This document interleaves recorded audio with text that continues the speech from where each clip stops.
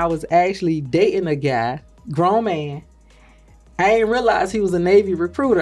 Should I retire before I tell this story? But I might retire before I tell this story. And I had found out that they couldn't drop us yet. So I was like, you ain't supposed to be dropping us yet. That joker looked at me like, drop. I said, okay, yes, sir. I dropped quick. And then he come back around, he say, you tired yet? I said, you getting paid to yell at me. I'm getting paid to do push-ups. It's easy money. I always told myself, I know I can't do what I was actually sent here to do. So I'm gonna do something. Okay. I'm gonna add value.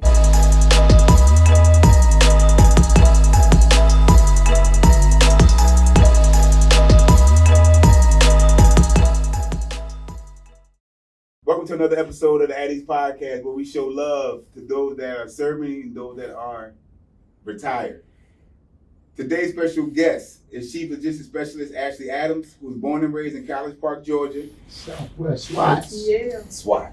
The SWATs, baby. Allenville. Okay. She enlisted in the Navy in February 2006. We about to get real crunk today. Ain't that what y'all say down there? Yeah. Okay. All right. She just recently transferred from the newest aircraft carrier JFK and headed to the USS Eisenhower. Outside of the Navy, she actually co-founded Secondhand Incorporated, a 501c3 that has delivered over $1 million in clothing, footwear, and baby care essentials through the community, events, and partnerships. Congratulations on that. Thank you. Yeah. Big up to you. She also founded Auntied, a women's mentorship league bridging generations of women for guidance and growth. She has earned a Bachelor's of Science in Criminal Justice, and she actually just earned an MBA in Organizational Leadership. Yes. Congratulations. Thank you. You're doing big stuff, man.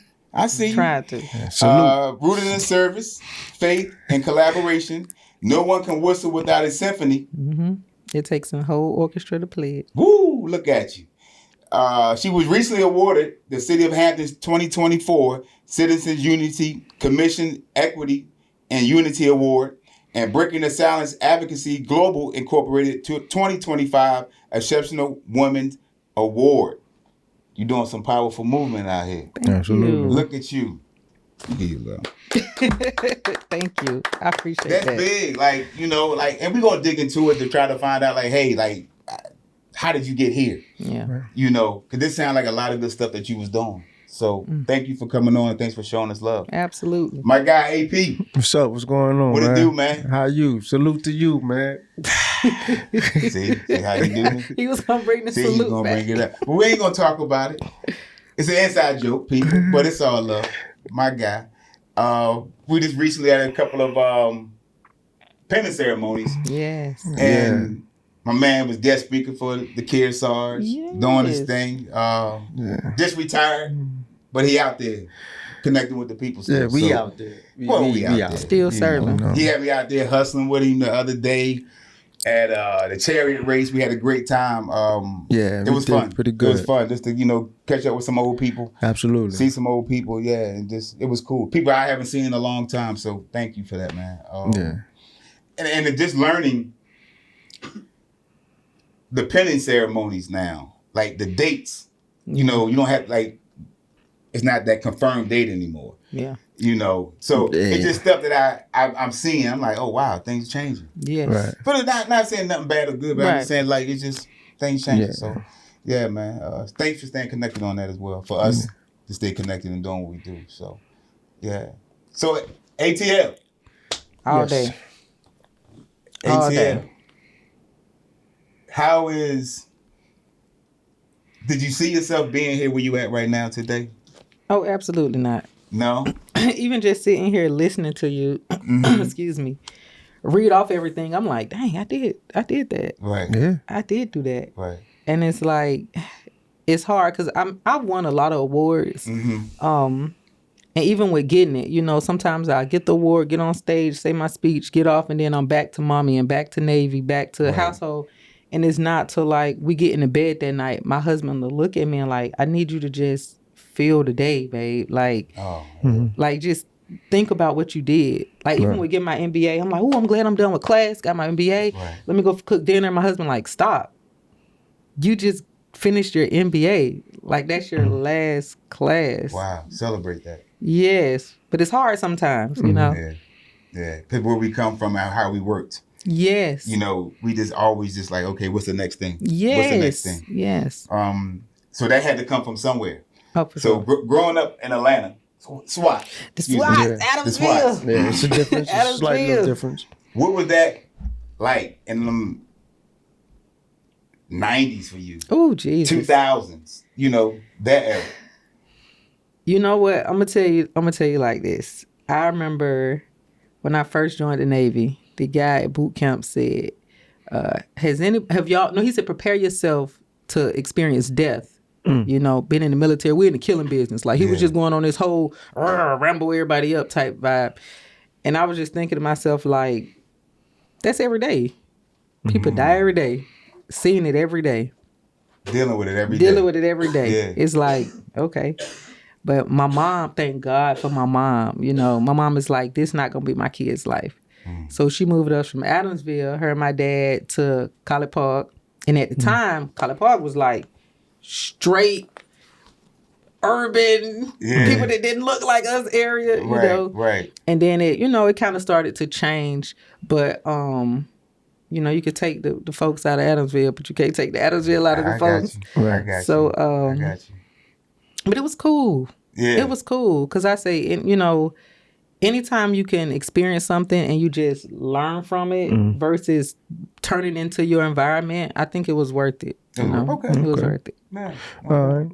No, every journey has a beginning, you know, right? And so let's kind of rewind back. So as far as you coming into the military, was that by choice? Was that your plan, or was that your escape from something, or how did that come about? You know what? I find this story hilarious because I was in high school, right? And I was actually dating a guy, grown man. I ain't realized he was a Navy recruiter. Should I retire before I tell this story? But I might retire before I tell this story. But yeah, he was a Navy recruiter. Wow. So I spent a lot of time at the recruiter station, I say that. And then it turned into, maybe I should join. He needed like an extra person or something. Oh my God. I was like, you know, I'm gang, baby, I got you. Put my name down. What? I join. Yeah. That's how you join. That's legit how I your boyfriend get his quota. Helping my boyfriend get his quota. Trying to be the down chick. But so after I graduated, I went on to college, went to Savannah State. Get to Savannah State. I brought Adamsville with me. The dean let me know real fast. Adamsville got to go back. I called my sister, my mom, okay, y'all come get me. My other sister came to pick me up. So we get back. Next thing I know, he was my ex-boyfriend at the time. He called me, he like, you still trying to go to the Navy? Because you supposed to be shipping out like your ship day. I was like, I ain't doing that for real. Like, I don't bang with you no more. You know, like, whoa. I'm good on you that. have been in depth the whole time. That's why I'm like that now. I caught up with the story. I'm like, well, hold on. You said you signed up, but then you went to college? Yeah, Dep did. Literally for a whole year. Hey, when I tell you, by the time I got to Savannah State. You probably forgot. I forgot. I wasn't bit most about nobody Navy. Really? Wow. But it turns out that, you know, even though going through the stuff at Savannah State, now looking back on it, I'm like, God, thank you. Because if that would have never happened, I would have never ended back up in College Park. It would never got that phone call like, you do know you're supposed to be depping out, right? Wow. So I told my mom, like, Mom, I'm supposed to be going to the Navy. I'm going to leave. She like, no, you ain't. She's like, you're not going nowhere else. You need to go get you a job at the airport. You need to get yourself together. My mom is a huge, she gonna pray about everything. Right. Like, if I call her right now and be like, Mom, on the podcast, she gonna be like, wait, let me pray for it real quick. But she's like, we're gonna pray. We're gonna figure out God's plan for you. I'm like, okay. She's like, we're gonna do that tomorrow. All right. Next thing I know, I call him, hey, meet me at the corner. I'm about to leave out the house. Meet me at the corner. No joke. I snuck out the house. Grown woman. I'm like 19 years old. Snuck out the house. Come pick me up. I bought a car. Yeah. The next call to my mama, I was already in Chicago.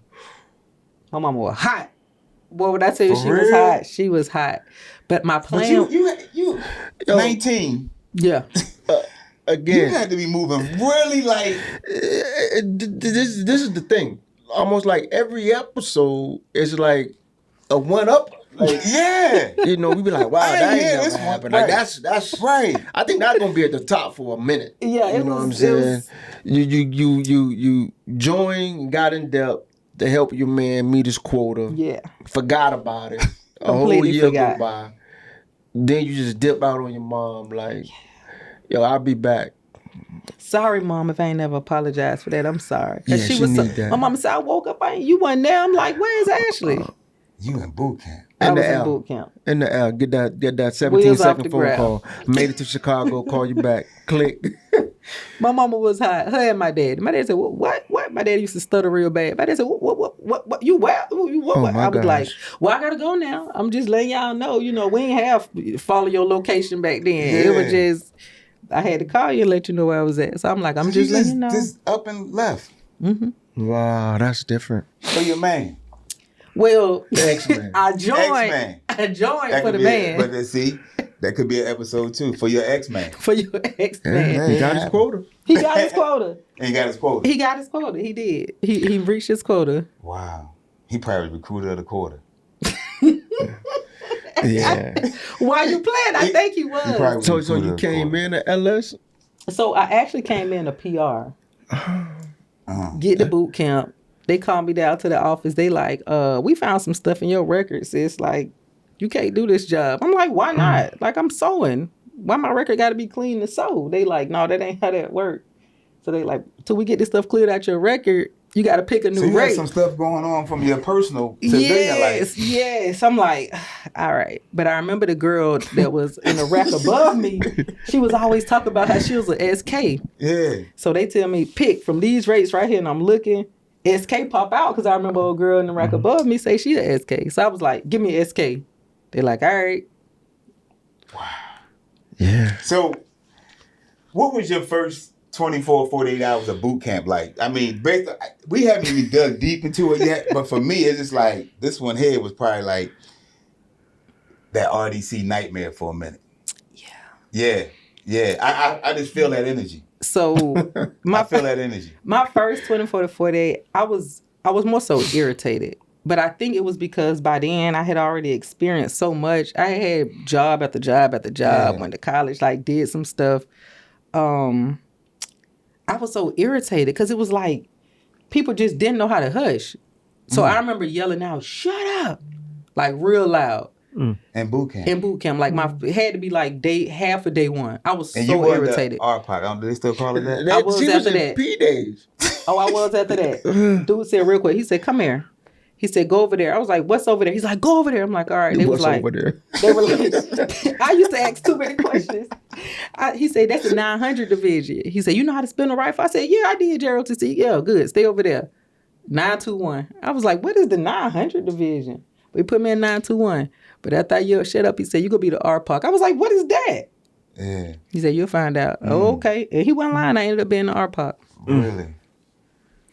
Yeah. That's good. It was good times.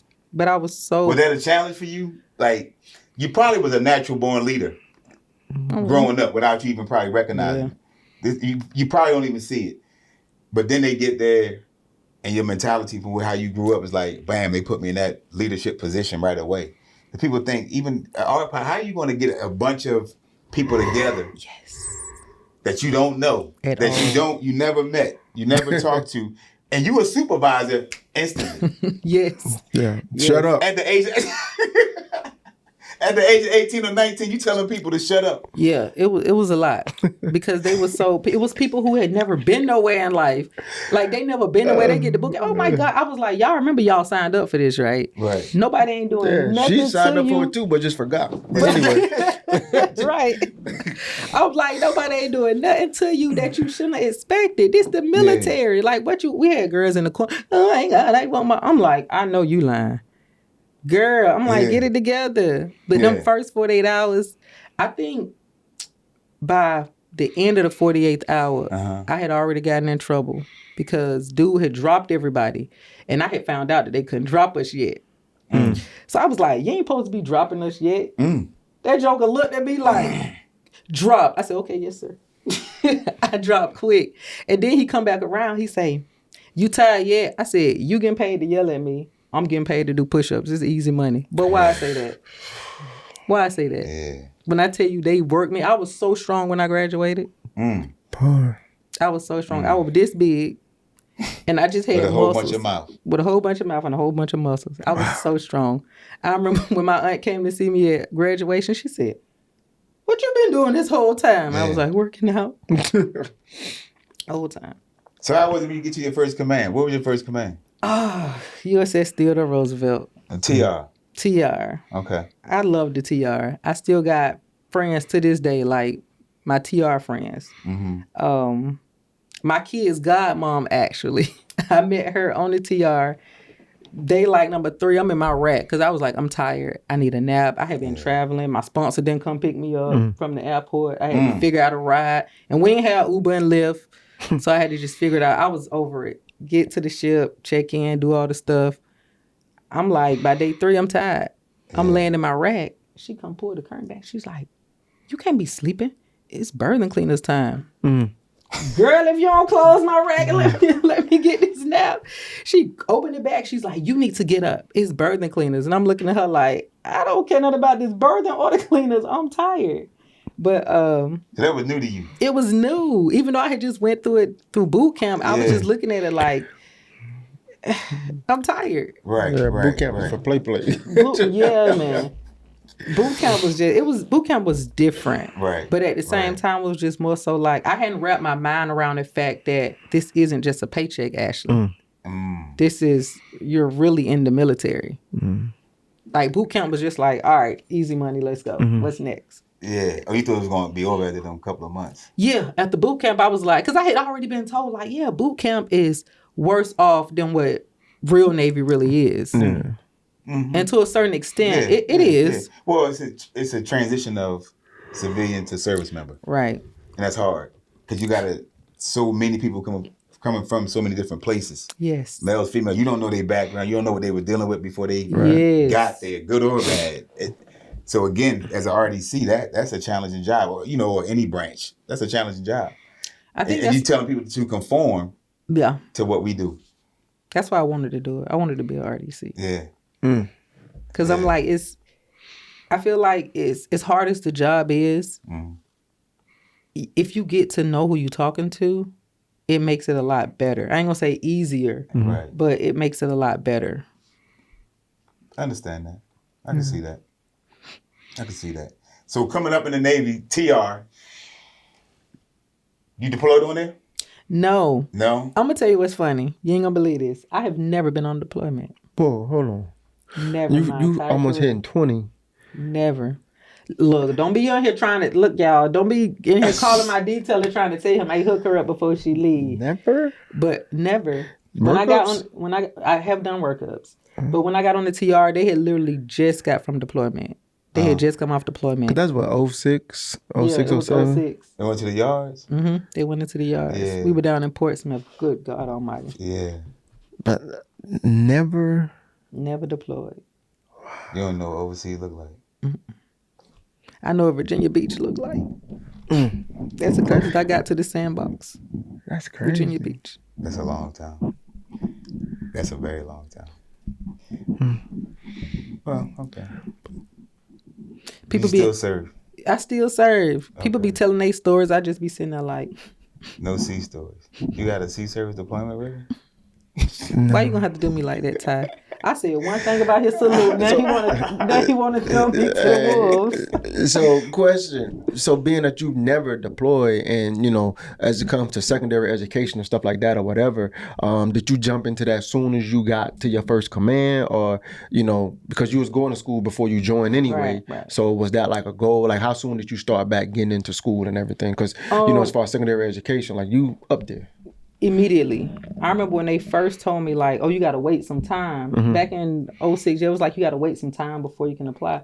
I just paid out of pocket. I went and got me a student loan. Yeah. Wow. Because one thing, like my granny, we called her Ganny. She's my great aunt, but the closest thing to a grandmother I ever had. She always told us, get your degree, because there's one thing can't nobody ever take from you. Okay. She's like, got to get your degree. So Navy was like, oh, you got to wait. Don't worry about it. Get the student loan.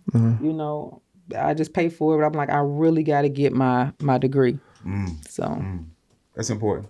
Yeah. That's important. Depending on, especially like the field that you desire to go in after that. Right. After you retire. What have like you learned to help you and shape you to become the leader you are today from your time in the Navy? Ooh. Always add value. Mm-hmm. One thing I learned, even with like not being able to go on deployment, because what I didn't mention, while I was on the Roosevelt, matter of fact, they found out I had vertigo. Oh, okay. Yeah, your girl couldn't stand up straight for a long time. It was bad. It was bad. And then I was actually in a squadron and went out to sea with them again. They had to give me some Ambien to knock me out because they was like, if she get up, she gonna vomit. I vomited the entire time. Oh, wow. So yeah. It was like a whole story behind it. But with that, I always told myself, I know I can't do what I was actually sent here to do. So I'm gonna do something. Okay. I'm gonna add value. I'm like, whether they sent me to the janitor's closet, when you get back, it's gonna be the neatest, cleanest, most organized janitor's closet. Like, no matter what, just add value. All right. So when you made chief, were you in the Kennedy? Yes. Yeah. How was that? Oh my gosh, man. Yeah. Oh my gosh. I did not expect that. Really? I did not expect that, man. I had people look at my, because it was my first time up. And I had people look at my package and they was like, yeah, next time. And I was okay with that. I was like, I'm fine with that because I know that, you're not in competition with the people here. You're in competition with the people in the fleet. So I'm like, all right. So I went to God. I'm like, God, look, I know what I'm purposed for. I never not known my purpose. Right. I'm like, I know you purposed me to help people. If you want me to help people, and continue on as a first class, I was just so grateful to make first class because I had been to E5 forever. I got mapped to E6. Oh, okay. Man, oh my gosh. When they mapped me to E6, you would have thought that I won all the lotteries in the world. Really? Because, man, it had been a struggle. It was such a struggle. Really? And so when I was like, I'm okay. I'm fine with that. I made E6. I'm okay. Like, home is good. My marriage is good. I'm still leading my sailors. Like, still doing everything I need to do for my community. I'm on track to get my degree. So I'm like, God, if you just don't have it in the sky for me to make chief, I'm fine with that. And then I was looking up to people like my mentors, like Ensign Francis now, but he was a chief at the time. And I would just look up to him. I'm seeing the work they do. And I'm just like, I'm going to do what they do. And I'm going to just do it on my level until I get there, Yeah. So I'm like, it didn't change. I looked at it like, if I made it, then good. If I don't, then good. Right. But Lord Jesus. Yeah, pretty much accepted it, pretty much. Yeah, I was like, everybody telling you ain't gonna make it. Right. Literally, everybody who looked at my package. People were saying that you're not gonna make it, and you made it that season? Yes. Oh, wow. First time up. Wow. But they was like, you ain't gonna make it. So I was just like, okay. I had to tell myself, Ashley, you ain't gonna make it and be okay with that. But when they called me, Jesus, boy, I'm about to start crying. Sit here. I ain't crying. I ain't crying. No, you ain't crying. Yeah, because my sister see this. She going to be like, I know you went out there on them folk thing crying. But yeah, man, it was a beautiful moment. Really? Yeah. Beautiful moment, man. Yeah, that's what's up. Especially when it's unexpected. Yes. Yes. It making chief and you don't really know. Yes. Because some people say, oh, yeah, I know my record was good enough. Some other master chiefs might have told me my record was good. Yeah. So yeah, that's big up for you. Yeah. My heart was happy that day, man. Yeah, that's what's up. So being the chief now, you about to go to the Ike. Yeah. You about to go to the Ike, going out to sea, getting all that sea lays and all that stuff ready. Like, what are you? Cause now you chiefing. Yeah. Out there. Yeah. That's real deal. Don't get me wrong. The shipyard is something. Yeah. Oh, I know. Yeah, the shipyard is something. Yeah. I mean, some rates, it don't matter where you at. Supply is kind of like one of those rates. Yeah. Yeah. Supply, we get it in. Shore duty, sea duty, sky duty. Sky. We get it in. We need you. Yeah. Yeah, we need you. So out of your years of being an SK from 2006, what was one of the most craziest purchases that you actually purchased throughout the Navy? Jet skis. Jet skis. Yes, Yo, I worked with the Navy divers, and they always had that one person who thought they could swim faster and further than anybody else. So they needed jet skis to they on a different level, man. Them Indies, they on a different level. No shade. Y'all know I got some friends at the Indies. Gang. I love y'all. That's a special skill. Yeah, it's a special skill, but they would go so far out in the water, and it's like if something happens to you out there, who coming to get you? But it was okay. Your supply department had your back. We got jet skis. Jet skis. We got jet skis. Okay. And so not an aircraft engine. Mm-mm. See, we did those in the squadron. I know. We're talking about jet skis. Okay. I feel like somebody gonna be calling me like, when did you order those? What was the All right, looking back at your journey since 2006, how has the Navy shaped you to be the person that you are today? That's including the family, school, 11 kids. Yes. That's not easy to maintain. Not at all. Yeah, you needed a so how did all that, we'll talk about that, but how did all that shape you into the leader you are today and still getting things done? The Navy taught me to be more intentional. Okay. Like move with purpose. Mm-hmm. Like one thing that bothers me if I'm in a meeting and somebody want to piggyback, we ain't piggybacking. It's no time for that, And I think too, bringing up squadrons, being in a squadron taught me about the urgency of stuff, and how to prioritize and how to just like know what's important, what you need to do now, what needs to wait later on. And it really helped me out with leadership because even with like my nonprofit, some stuff is like, okay, that can wait, oh, let's do this now. Even at home, hey, we got to get your homework done right now. We can watch a movie in a few, but let's get this done now. But I learned all those from being in the Navy. Like the Navy, when you Navy in the right way, you're going to really learn what's important and what's not. Real fast. Right. But so I take that with me literally every day. Right. Every day. So being that you only had like 2 ships and this time frame between both was spread out a lot, right? A lot of squadrons and stuff like that, didn't deploy a lot or whatever. The nonprofit, when did that become a thing? When did it start? How did that vision come about and all that? I mean, because people would say because you haven't been out to sea, like you have, time. Yeah. So I've actually been told that. But I'm like, just because I ain't been out to sea don't mean I was sitting here twiddling my thumbs. Yeah. Like starting a nonprofit started from, we were at a PTA meeting, me and my husband, and we leaving out and we see these kids and they have no coats on. And I'm like, it's 8:00 in the evening. It's cold. They ain't got no coats on. So I'm like, let me see what I got at the house real quick. We can bring them. So we run up. Of course, they was gone by then. But I'm like, let's just put it in the school. I work with the family engagement specialist. Like, hey, I saw some kids, they ain't have coats. Just put these in your office in here in case they come back or you see the kids or whatever. And then I started like thinking like, where can they get coats around here? So now I'm looking up other nonprofits. And I learned that most coat drives that happen in Virginia happen in like November, December. Right. It's cold in September. Right. So I'm like, we need to figure out a way to get these kids the stuff that they need beforehand. And so and what time frame is this? This was like 2018. Okay. Yeah, it was like 2018.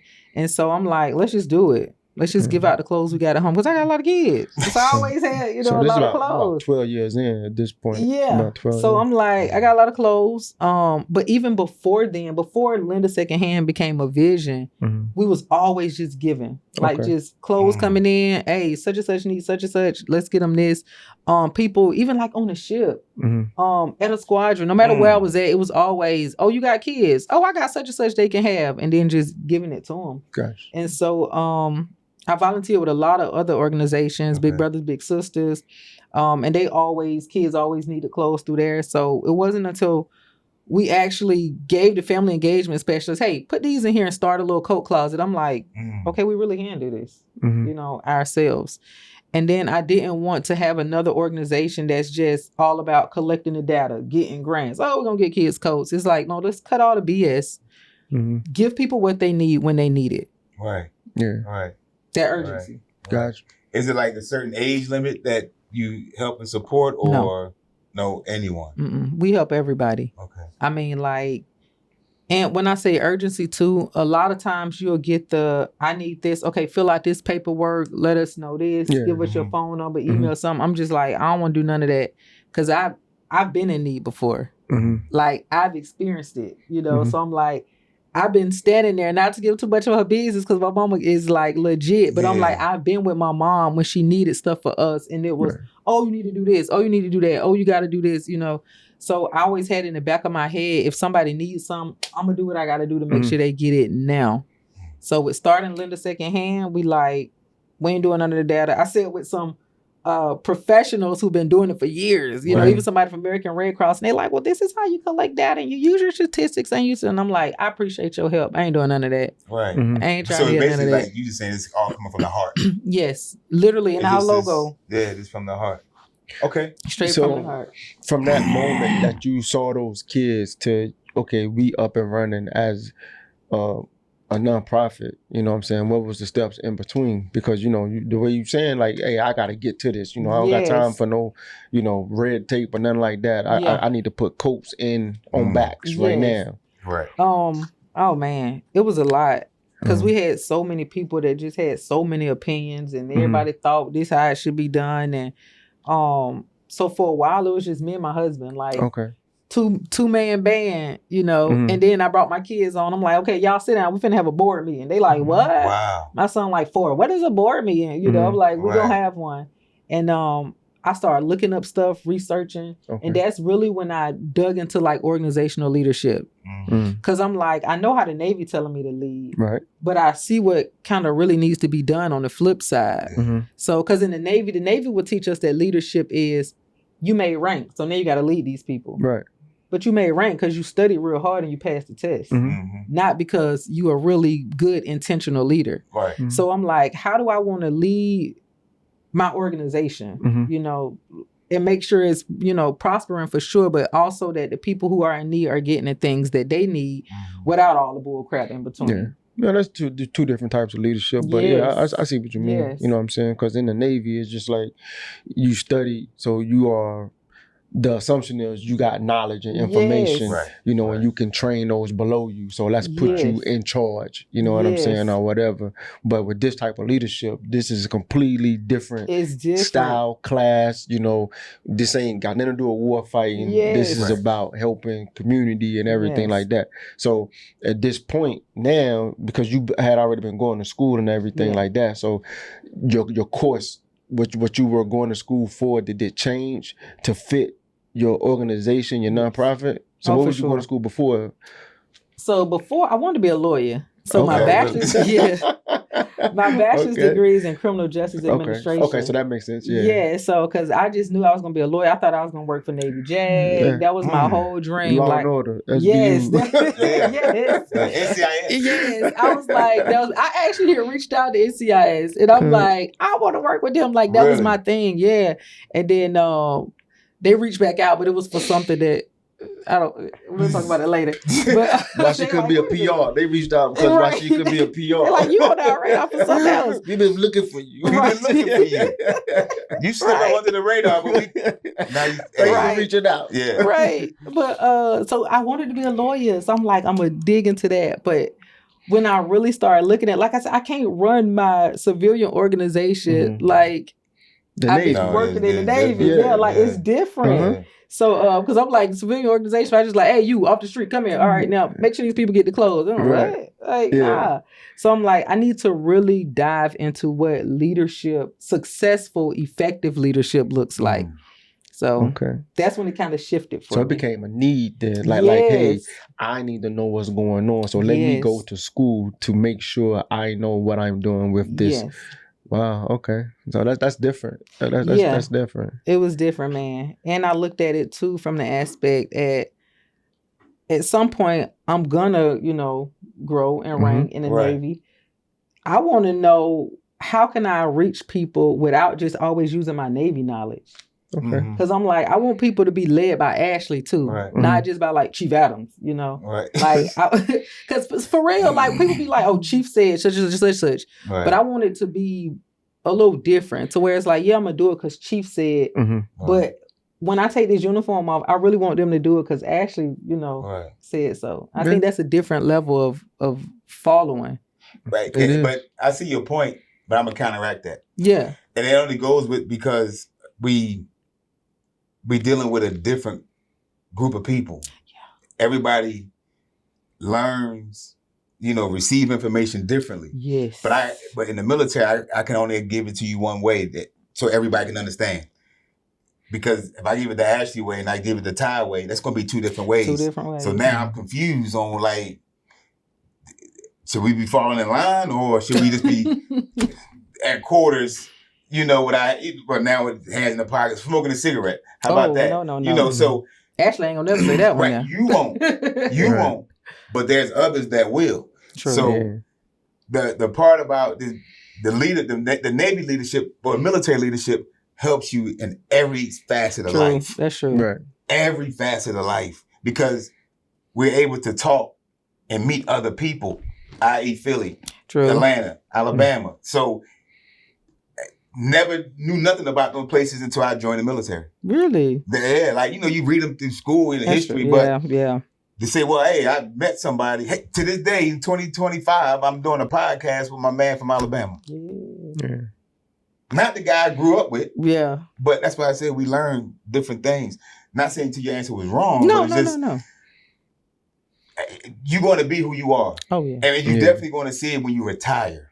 Mm-hmm. You'll see it more when you retire. Well, the thing is, both of y'all right, in my opinion, right? Because it's just like, civilians lead differently. Oh, yeah. Military. So, to your point, it's just like, you going to school for that, or you saying like, hey, you know what? Absolutely right. Because it's going to be a time where in the military, you would think majority of the time they only need to listen to chief, you know what I'm saying, or whatever, but that ain't going to reach everybody. Yeah. So it's just like now I've armored myself with a different style of leadership, a different type of leadership, you know what I'm saying, or whatever. And now with this new generation of sailors that's coming in, they might need that, you know what I'm saying? Yeah. And that's when you get to the old school versus the new school, and this generation, we fall in line a certain kind of way and the next group don't. So to me, that's a good thing, you know what I'm saying? Again, that's just another style of leadership, another layer of armor that you got, to make you a better all-around leader, you know what I mean? No because the military more and more is turning into a corporation, into a business, and the way that we have to lead is changing. It's changing a whole lot. You know what I mean? Because screaming and yelling, like because we it don't work no more. In the next not today. Quote unquote war is gonna be fought completely different anyway. Oh, for sure. You know what I mean? So, but that's another interesting conversation. Though. So I heard you speak about your kids helping you. You know, what type of challenges you? Two questions. What type of challenges did you face when y'all actually started it up, and how did your kids, 11, help and support your business or the nonprofit? You know what they helped in the sense they gave me a lot of perspective because in the beginning people would donate stuff and I'm taking it. Thank you, just so we can get it back out. And my son, he swear he's the best dressed person on the planet. He'd be like, Mom, ain't nobody gonna wear that. You smooth. He like I'm probably gonna get him one of them goat hats. But he's like, Mom, you can't just give people anything. That's a fact too. Yeah.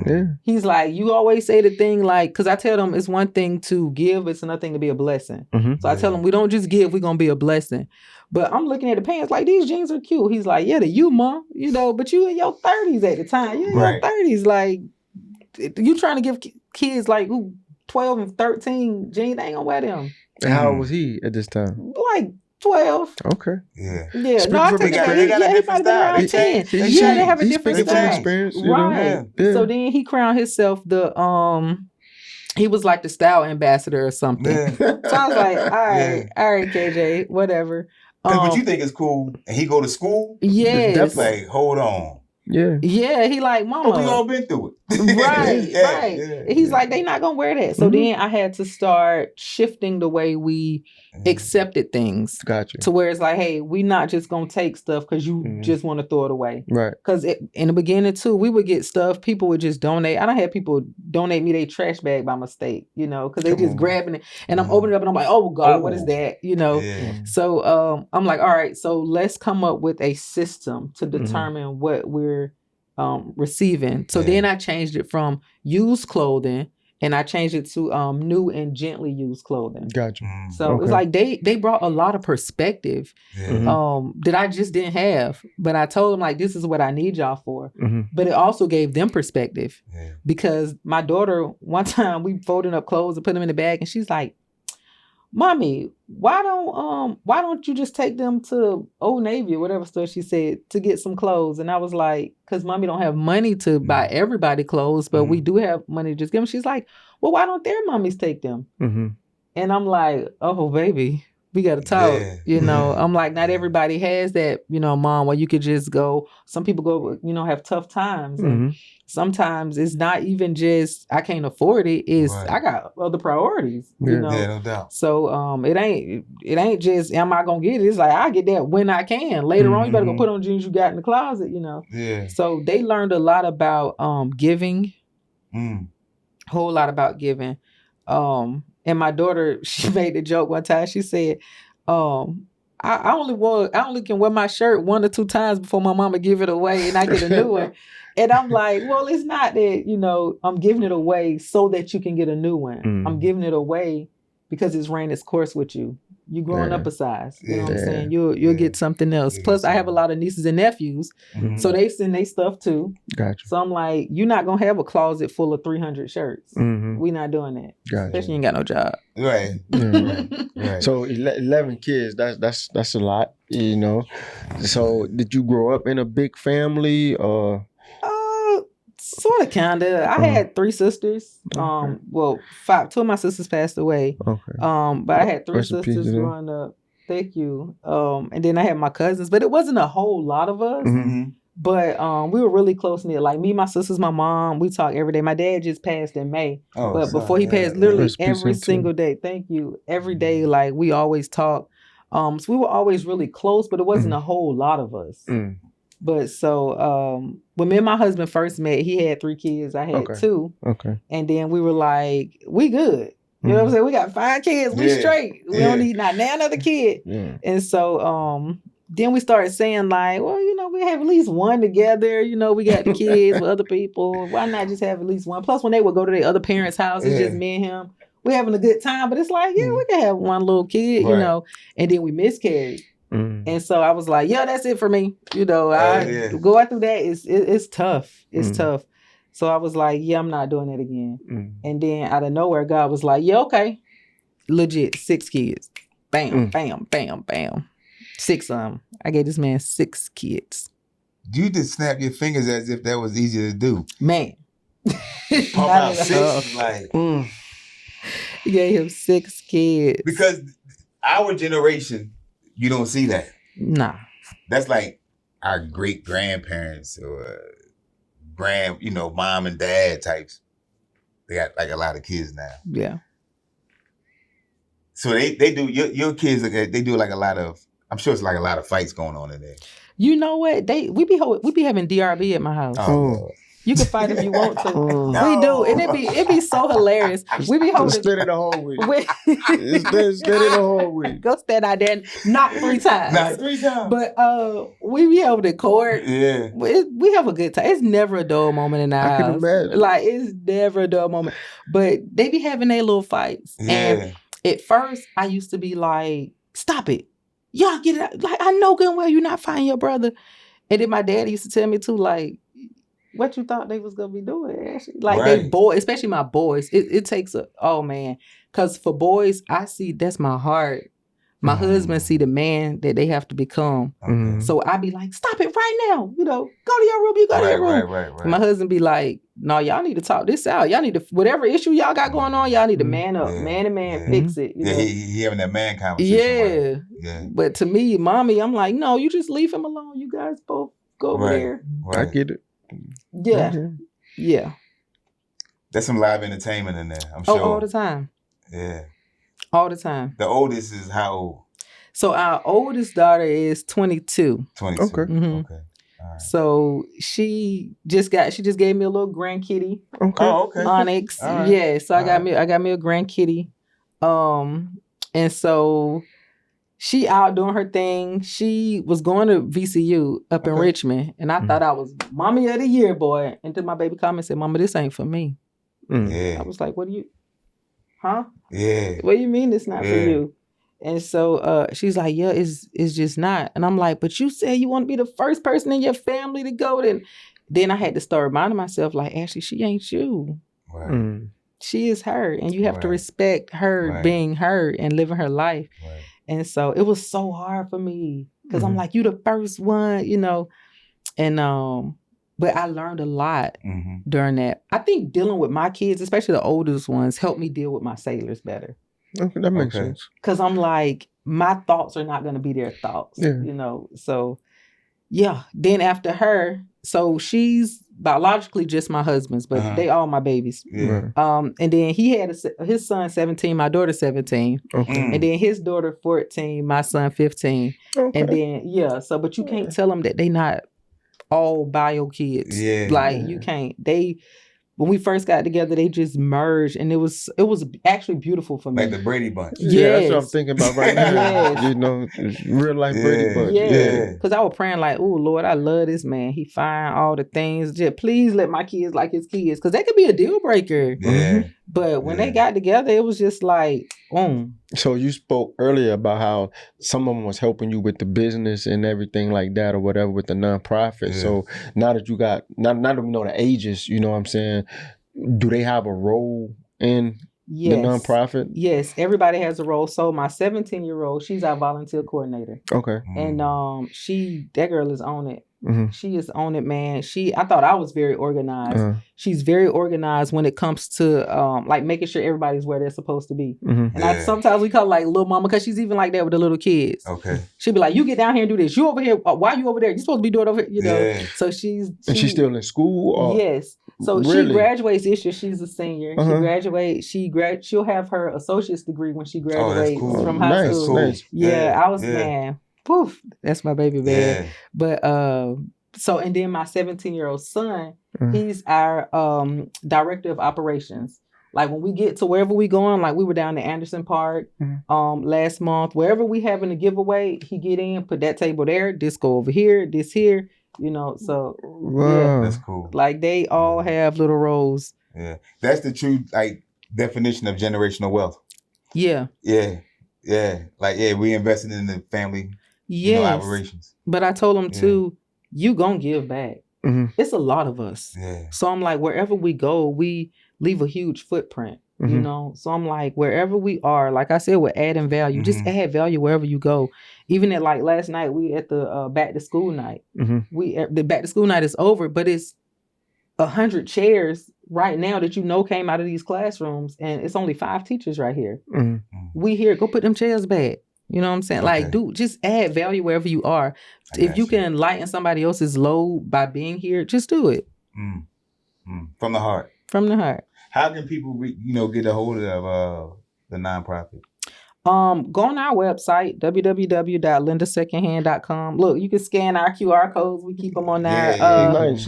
Kimber's Creations actually made this for me. Really? Yeah. She made this Chiefs for me. Chiefs. I love it. Yes, that's my sister, man. Yeah, she done got me together a few times. That's cool. But we keep these QR codes. Whether you're in need of something or you want to give something, donate clothing, whatever. Just scan the QR code, hit us up. Text us 757-377-2134. We around. Yeah. Do you do like a lot of fundraisers or things like that, or like this, you can just drop off where you can drop off? Yes, like we do a lot of just kind of going around and picking things up. Like people text, hey, I got such and such I need to give you. All right, cool. We're coming to pick it up. We do have volunteers that their job is specifically to pick up the clothing that people want to donate.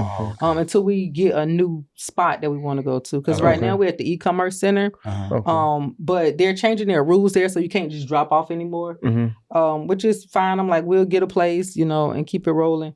But if you want to drop off, we can do that. As far as like financial donations, the only time we really take financial donations is like we had one of our clients, single mom of 4. She doing her thing, man, just got a great job. But when she got that great job, let me speed up. When she got that great job, they cut off all her government assistance after she had been getting it for years. Okay. So now she in this house trying to buy groceries, pay water bill, light bill, gas bill. Then she had been in a car accident, so she didn't have her car. So now she's trying to get Lyfts and Ubers and everything. And she's like, I'm about to get evicted because I don't have money to pay my rent. And this just me checking up on her because, like, once you get a client, like I said, we the village.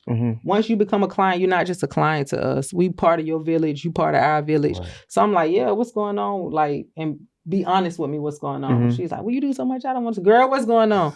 Yeah, well, I'm about to get evicted. Why? Over $1,000? Wow. I said, I know people who spend $1,000 on shoes. So I put it on Facebook. Hey, y'all, I got the single mom. She need this. What can we do? And people was just hitting my Cash App, hitting my Zelle. And I called her. I'm like, hey, give me the information to pay your rent because I'm going to pay it. People had donated money. She's like, you lying? You lying? I'm like, no, just give me the information because we help, but we smart about it too. Right. You know what I'm saying? Not saying she would have done anything with the money, but I'm like, I just want to make sure we straight all the way around. Yeah. And let's sit and come up with a plan to make sure next month you're going to be straight too, you know. I got a friend who does financial advising. Hey, hit her up. Hey, come talk to her just to make sure we good, you know. Okay. So, appreciate that. And what's the website again? www.lendasecondhand.com. All right, cool. So now we reached the part in the show where we asked each guest what was their legendary moment, you know, when things started to click, you know, when it became more about the purpose, you know, your legacy. This is what I'm doing this for. You know, this is not just something to do, but it's my purpose, my calling. I would say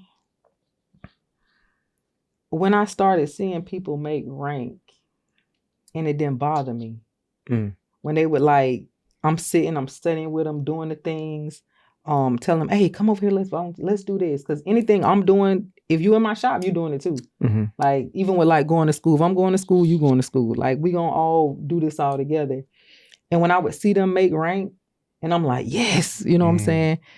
At first, I think like that first year when I was E5 and literally like my entire friend circle all made E6, I was like, God, when is it my turn? Like, I'm the one who was telling them to come study. I'm the one who was... But then like that second year, it was like, stop. Because when you understand God's timing and his purpose and your purpose in life, people surpassing you is a good thing because you know your time is going to come. It's just not right now. Like, we're going to all make it, just not all at the same time. So it was like when I started seeing the people who would take my advice and listen to what I got to say, and they calling me, hey, I'm trying to do this, and do you think I should do that? And who should I talk to for this? And then they like, oh, you the plug. And I'm like laughing. I'm like, girl, ain't nobody plug. But if you're trying to get this, call this person, you know, or whatever. When I started to see them actually excel in life and turn around, it's like, hey, LS2, I got my degree. I need you to come to my graduation. I'm such and such, you know, I just got this. I just put this on. Because I would tell people too, have your Navy path. We have a ladder. Create a ladder for your life, you know, because if something happened right now and you got to get out the Navy, what are you going to do? What's next? So when I would see people or hear people take my advice and then it's like they blooming, that would make me so happy. And it's like it's not even just a happiness, it's like a joy. Right. It's like, oh man, like that's my purpose. This is it.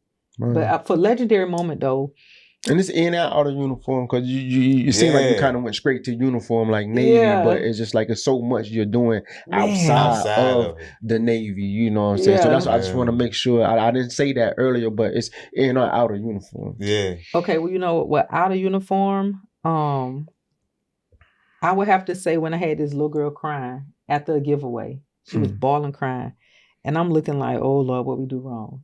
And she came over and she said, thank you. She said, I just got all my school clothes. Wow. And I was like, what? Like, it was just like... See, I'm getting chills. Man. Yeah. I'm like, you got what? She's like, I got all my school clothes. She's like, I just did all my school shopping. And then her mom was over there like, thank you so much. Like, thank you. And I was like, but it wasn't even me. It was just people donated those clothes. I didn't go buy those clothes. You know what I'm saying? Those people legit donated them. And she's like, but you brought them here. And I'm like, oh my God, like, God, I'm really doing what you told me to do. Like, it hit me real hard. Like, this what I need. This what I need you to do. And then another in the Navy, when I was on the Kennedy, we had a girl, no joke, her LPO jokingly, he was completely joking, told her, "You can't be pregnant in the Navy." She had just found out she was pregnant, but it was a joke. Don't get okay. I stepped to him real hard. We had a conversation about what it is and isn't considered a joke. But he told her jokingly, "You can't be pregnant in the Navy." After she told him she was pregnant, this girl packed her car up, drove herself back to her home state. What? I was her watch bill coordinator. I'm looking for her. I'm like, "Where you at?" She like, well, they told me I can't be pregnant in the Navy. Wow. What? She just left. I said, it's a process. Like, you can't. But then when I thought about it, she don't know. She just came here from high school. It's a process. It's a process. Yeah. But I'm like, she had legit been in our command maybe 2 weeks. Straight from A school. How she was supposed to know? Yeah. Yeah. So I had a conversation with the other first classes about your words have weight. Oh, yeah. So you got to be intentional about what you say. For sure. I also had a conversation with her too about, girl, stop playing. You could have talked to some folks before you got in the car, especially you being your watch bill coordinator. But anywho, that's a whole nother story. But it triggered me to say, okay, how can we share information? So I came up with the Rose Garden. So John F. Kennedy's mom was named Rose. And then when I looked her up, I found out she actually used to go to the orphanage and take care of kids and stuff. So I'm like, perfect. We had a Rose Garden. So it was a group we created called the Rose Garden. Everybody who came to the Kennedy, I even went to NDOC. If you got kids, you're thinking about kids, your mama told you to have her some grandkids, get in this Rose Garden group. Wow. And so everybody, I'm still in this group now, man, but we just share information. Anything because I would tell them too, if you know about an organization to give out car seats, why your sailors don't know about it? Like, everybody need to know about all the stuff. So it was just like a group that just would go for moms. And so when I would see people in a group that's just like, hey, my baby just came out of such and such, who needs it? Oh, I got this crib, somebody come get this. And then at one point, it was a couple of girls on there, they decided to get together, get the kids together, have a play date. And they hit me on the side like, hey, we doing such and such. I'm like, that's it. That's it. See, this is normally stuff that we say for like the closing or whatnot, but it's just like, we have a lot of sailors, chiefs, whatever, different pay grades that's doing a whole bunch of stuff. And this is kind of what this show is about, to bring attention and light to that. You know what I mean? I mean, granted, we can't get to every single story and stuff like that or whatever. We don't want people just coming on just because they got something to say, you know what I'm saying? But it's just like what you doing, I'm like, we haven't even really dug deep into everything that you're doing because you're doing so much. It's just like, like, really one of those people like, do you got the same 24 hours that I got? You know what I'm saying? Right. Mom, you know what I'm saying? She got a village, man. Nonprofit, still chiefing and everything like that. Like, you got so much going on. Like, seriously, like, you got a clone? Like, how do we make this happen? Right. And even raising kids at the same time. And teaching them how to be, something. You know what I mean? Yeah.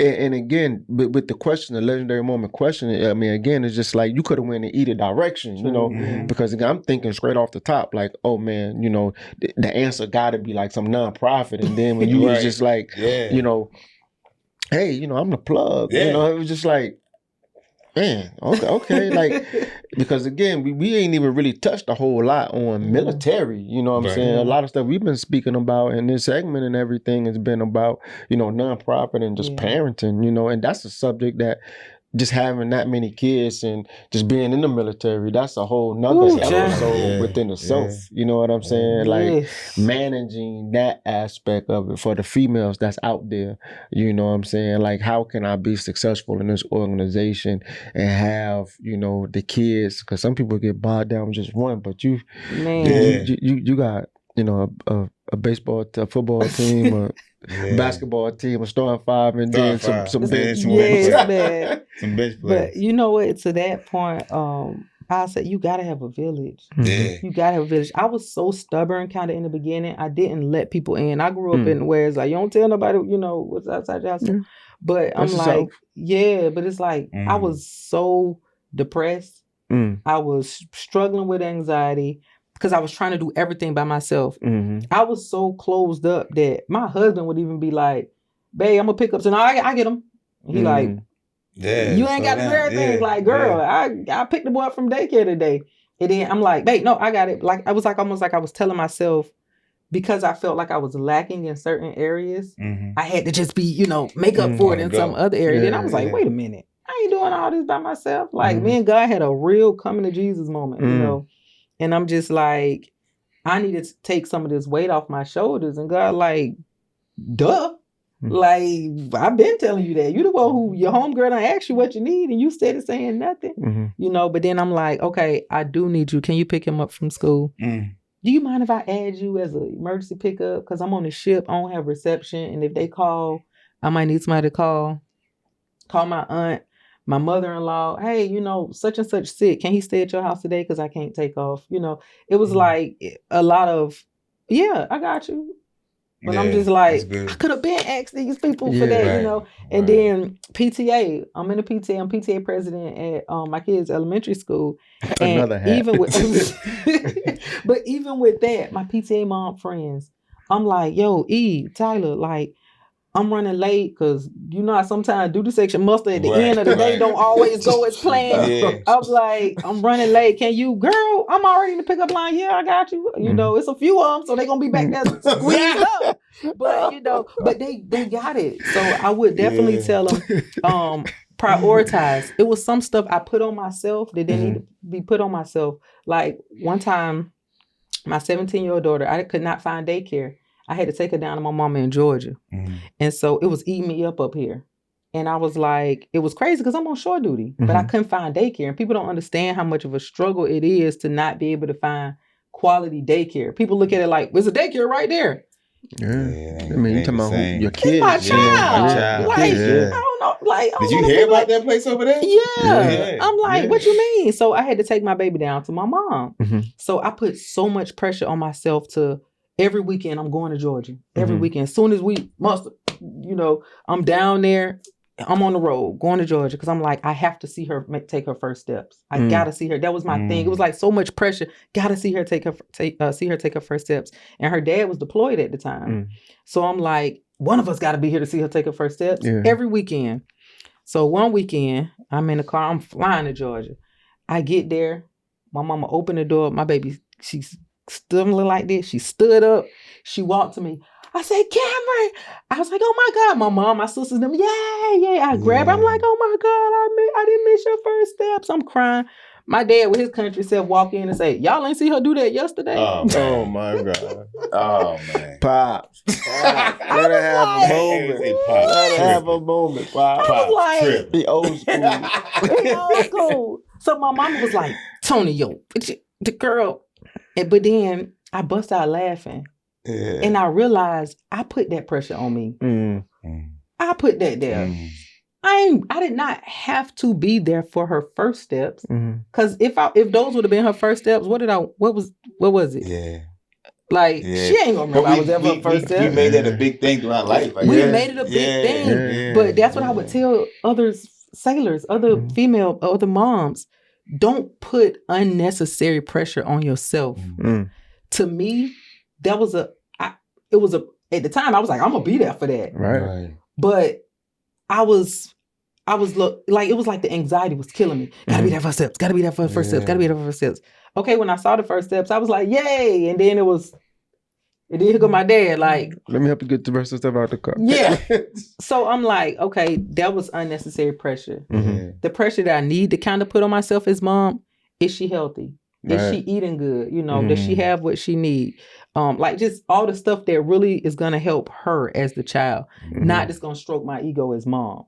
Because I'm like, it's a difference. And I learned after having so many kids. I'm like, my kid, we went to car seat. I'm like, she gotta have a top notch $300, $400, $500 car seat. She gotta have all the stuff. My last kid, what's on sale at Target today? What we got? Now, some stuff I didn't skimp on, like diapers. I ain't playing with them people diapers because they gotta go on your bottom and ain't gonna play with no formula or nothing. But all that other stuff in between, it's just pressure we put on ourselves. That's a fact. Yeah. Like it'd be so unnecessary. So I would say, don't put unnecessary pressure on yourself. Find your village, and sometimes your village ain't gonna look like what you think it should look like. Drop a gem on it. Your village. See it. Yeah, I see where you're going. Yeah, man. I'm like, it ain't going, because in our mind, we have it to where like, I got the auntie who's going to do this, and the mom who's going to do this, and the grandmom, and the baby daddy, and you the such and so such. much on your military family. What? Yeah. Even if it's something like, which another thing I be saying, be nice to people. Because that joker who you fussing out today, you're going to need them to stand your watch tomorrow. Like, you're going to need their signature. Right. So I'm like, but I'm like, they part of your village though. You just don't see it. Yeah. Because I'm like, it's been times where I'm like, oh shoot, my division about to go through this. But at the same time, my daughter got her such and such going on at school. Like, how I'm going to balance it all? Well, that's what you here for. Hey, bro, I need you to do X, Y, and Z. Can you do this for me? Can you do blah, blah? But ain't nobody going to say yes if you always a butthole to everybody. Right. But you got to look at your brothers and sisters, and not even just in achievements, like even as first classes, second class, third class, like all your people, they part of your village. Because you're going to need them at some point, and they going to need you. And then, like you said, too, prioritizing what you need them for. Because like you said, you're not going to catch everything, and you got to understand that you're going to miss everything. But I think a lot of times, especially with new parents, they want to see everything. Yeah, you ain't going to see everything. But they feel like they got to. No. And I would say, too, I tell a lot of, especially like my new sailors, you got a rubber ball and a glass ball. Okay. If I'm going to drop this and it's going to shatter my entire life, that's important. If I drop this and it bounce back up, we straight. Do I need to make every parent-teacher conference? No. I don't need to be there for every single parent-teacher conference. But if my daughter just painted the Eiffel Tower and they put it in the mayor's office and they about to do the interview with the mayor and Obama coming, and you might want to be there for that. You might need to drop you a leave check, go talk to the DLCPO, but I'm like, everything, you're not going to make everything. And I had to be okay with that.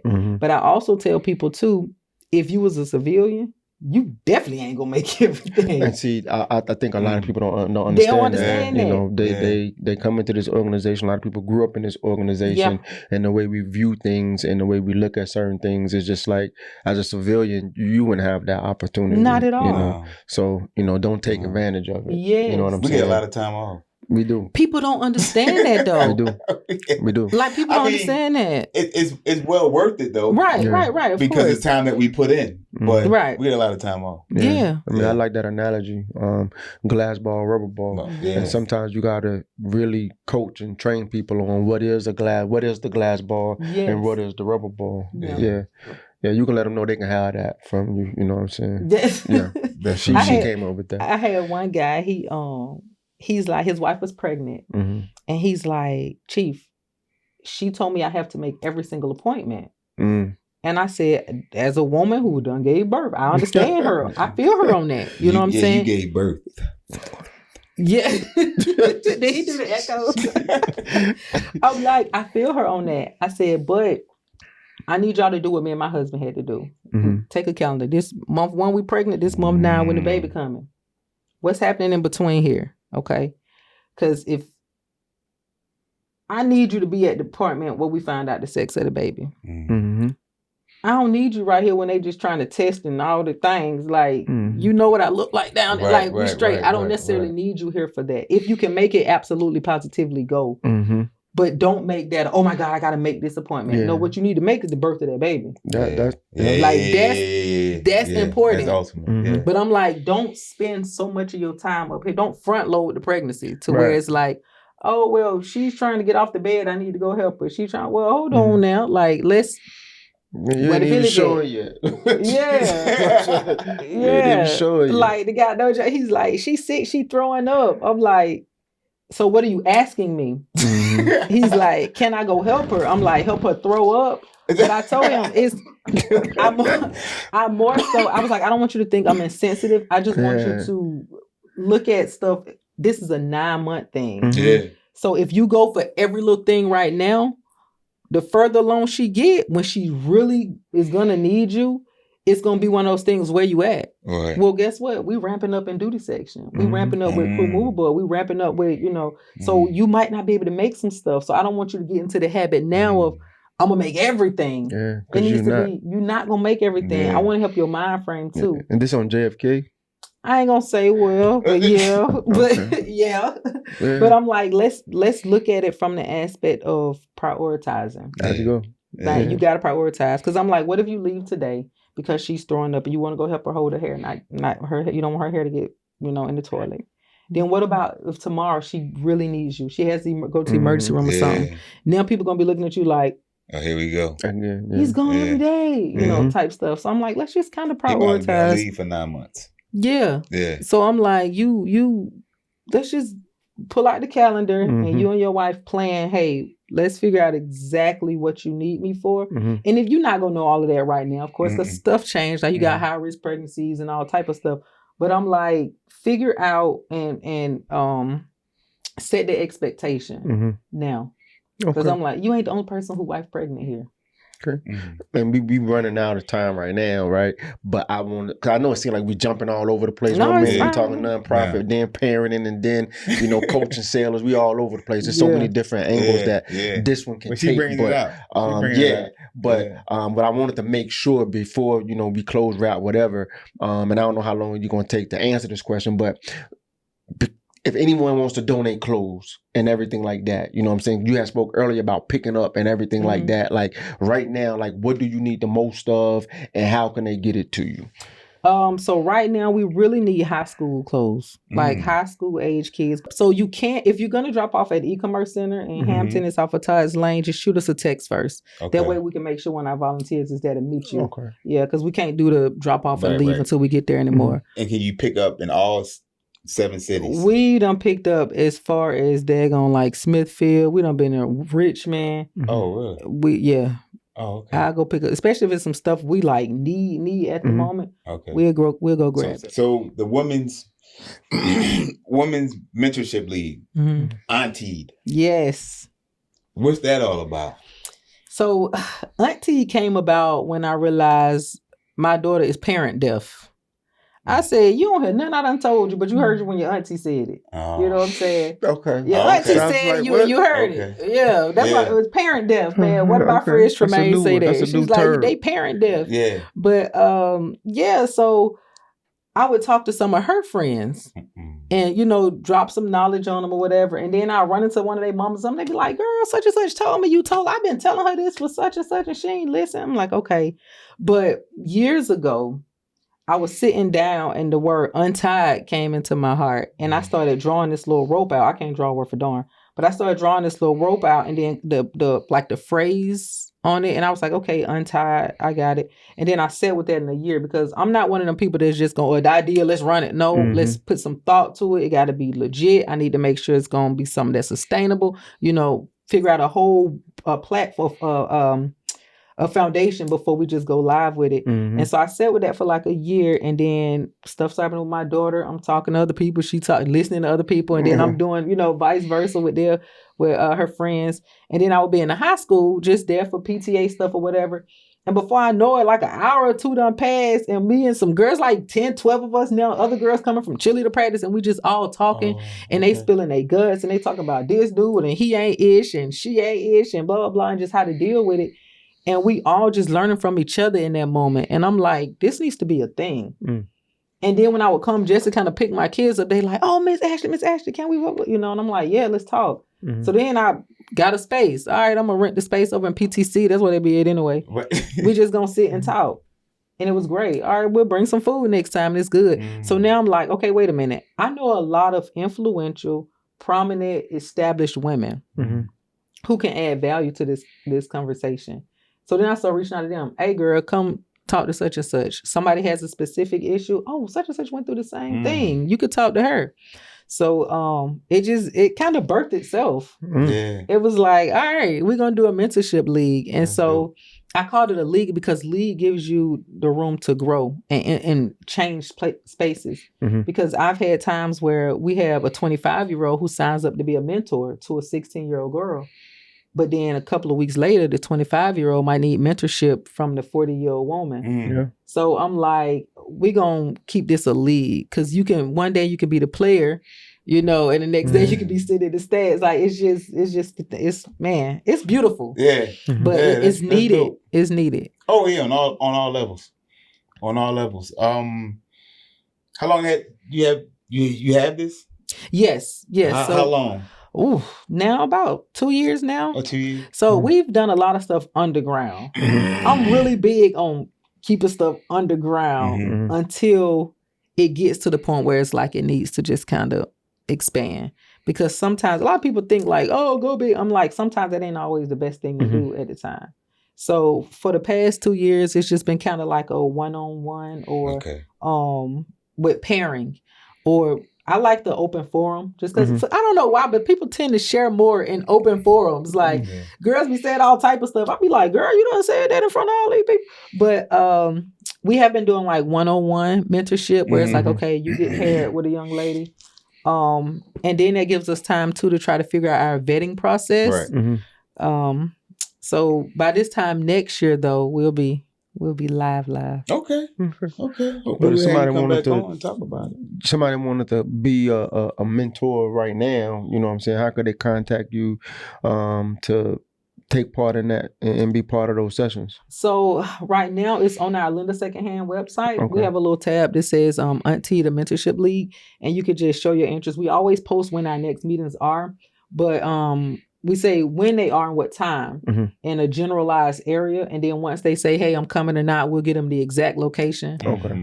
Just to kind of give us a little, because we've had a few people that pop in and it's like, you're not here for them, you're here for you. I don't need the picture taken. And I mentored 5 people today. We ain't doing that. Okay. So once they do that on the website, we'll let them know. Gotcha. We do have one coming up. It was supposed to be the 13th of September. But we ended up canceling it because that weekend, it was my birthday weekend. And it was my birthday weekend. It's all right. Some random stuff was happening. I was like, let me stop because I don't want to not be able to be present for what I, and everybody who was already involved was like, duh, we already knew that because we know your husband. So I was like, all right. Yeah, that's dope. Hey, I appreciate you coming on and showing us love.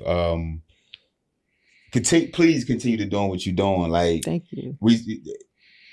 The direction from the military to the, out in the community, doing those big things. Like, we definitely need that. And as AP said before, like, that's what our platform is about. Like, we're doing a job as an active duty or veteran, but what's beyond that? Right. And we see that you like really like A+ in that. Oh, thank you. So that's much love to you. Thank you. Thank y'all for having me. Yeah. Thank you for coming. Both in and out of uniform, you are inspiring. You are leading. You know what I'm saying? You doing what needs to be done. You know what I'm saying? And that the person of many hats. You know what I'm saying? Many hats in Miami, right? Yeah. You know what I mean? So again, thank you. We appreciate you. We'll need more people like you. Oh, thank you. Salute to you. Salute I give my to salute. You. Get your salute on. I give my salute. Yeah. At ease. Out. Yes, this is so good.